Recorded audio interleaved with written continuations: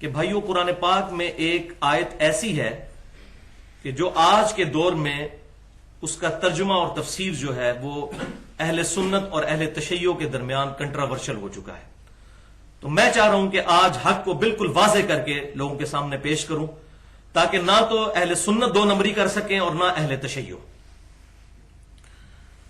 اور وہ ہے سورہ الشورى کی آیت نمبر 23. اعوذ باللہ من الشیطان الرجیم بسم اللہ الرحمن الرحیم. قل لا اسألکم علیہ اجرا الا المودۃ فی القربى.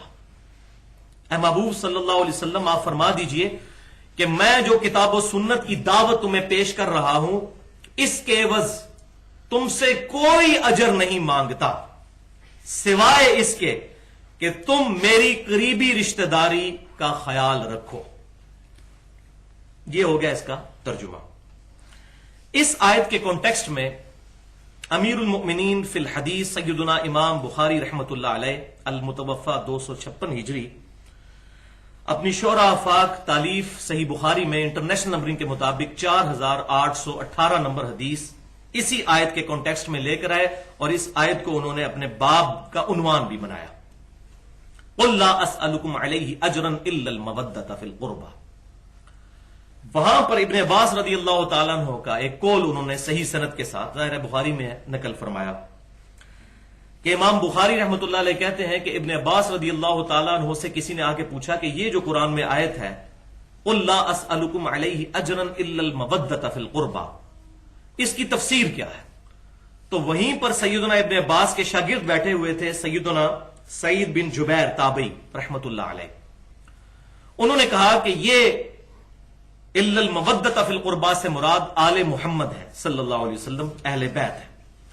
تو سیدنا ابن عباس رضی اللہ تعالیٰ عنہ نے ان کو ٹوکتے ہوئے فرمایا کہ تم نے اس کی تفسیر کرنے میں جلدی کی ہے.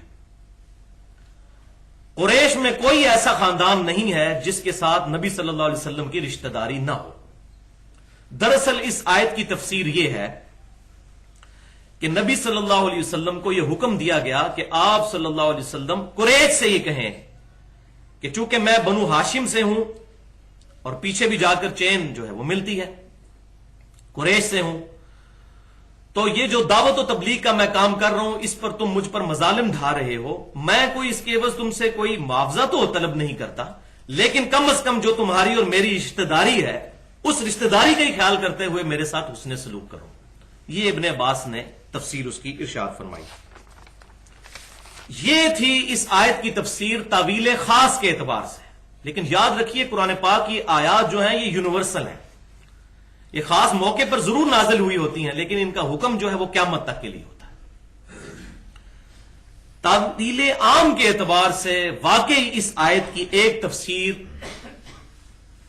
یہ بھی بنتی ہے جس پر اہل سنت اور اہل تشیع کے تمام بڑے علماء کا اتفاق ہے اور اپنی کتابوں میں فضائل اہل بیت والے کانٹیکسٹ میں یہ آیت کوٹ کرتے آئے ہیں کہ اس آیت سے اجتہاداً تعویل عام کے اعتبار سے اہل بیت کے فضائل بھی ثابت ہوتے ہیں. اور بات بھی لاجیکل ہے. وہ کیوں کہ بھائیو اگر نبی صلی اللہ علیہ وسلم کافروں کو یہ کہہ رہے ہیں اس آیت میں قل لا اسألکم علیہ اجرا الا المودۃ فی القربى اے نبی آپ فرما دیجئے ان کافروں سے کہ میں اس تبلیغ کے اجر میں تم سے کچھ نہیں مانگتا سوائے اس کے کہ میرے ساتھ جو تمہاری رشتہ داری ہے اس کا خیال رکھو.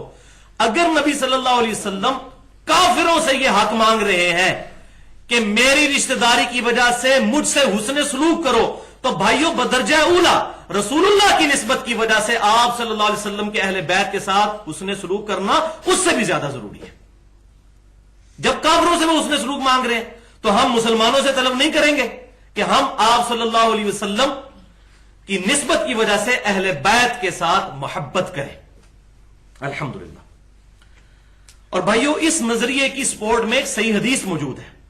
جامعہ ترمذی میں انٹرنیشنل نمبرنگ کے مطابق فضائل اہل بیت والے چیپٹر میں 3799 3789 اور یہ حدیث المستدرک للحاکم میں بھی موجود ہے صحیح سند کے ساتھ اور امام ذہبی رحمت اللہ علیہ نے بھی موافقت کی ہوئی ہے. زبردست حدیث.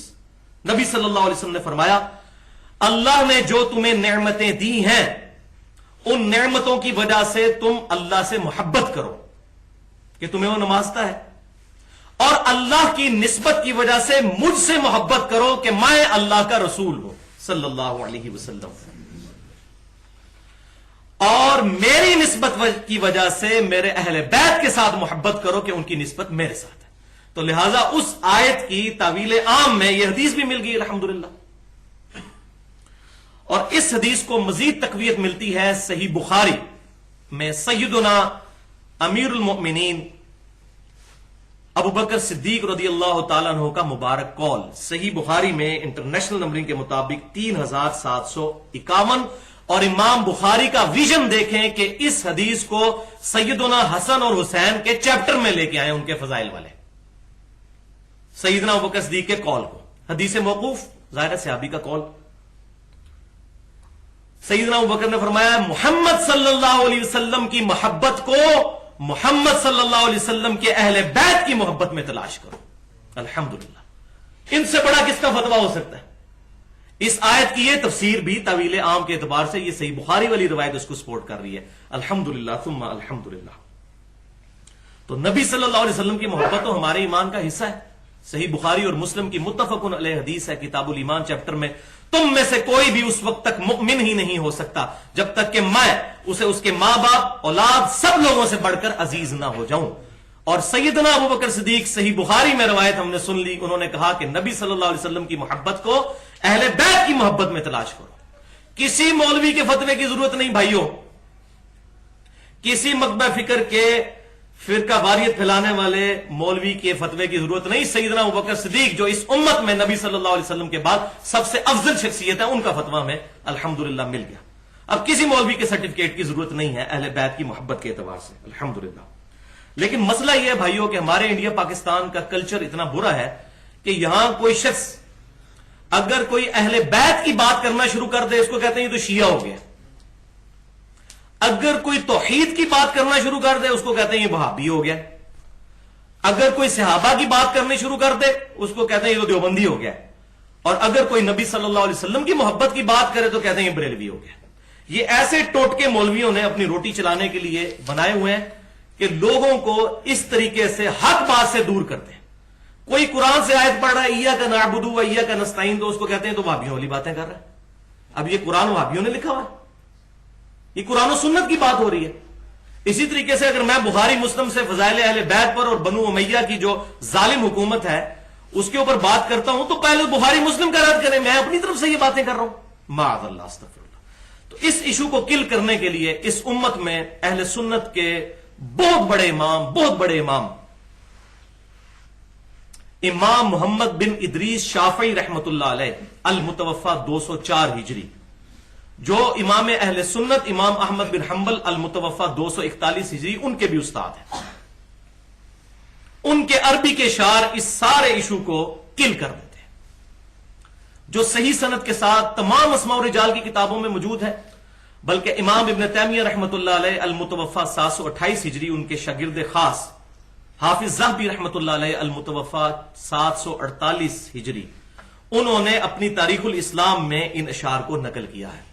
ان اشعار کا ترجمہ کچھ یوں ہے، عربی کے اشعار، کہ اگر اہل بیت کی محبت کا نام رافضی ہونا ہے تو دنیا میرے رافضی ہونے پر گواہ ہو جائے۔ امام شافعی کہتے ہیں میں رافضی ہوں۔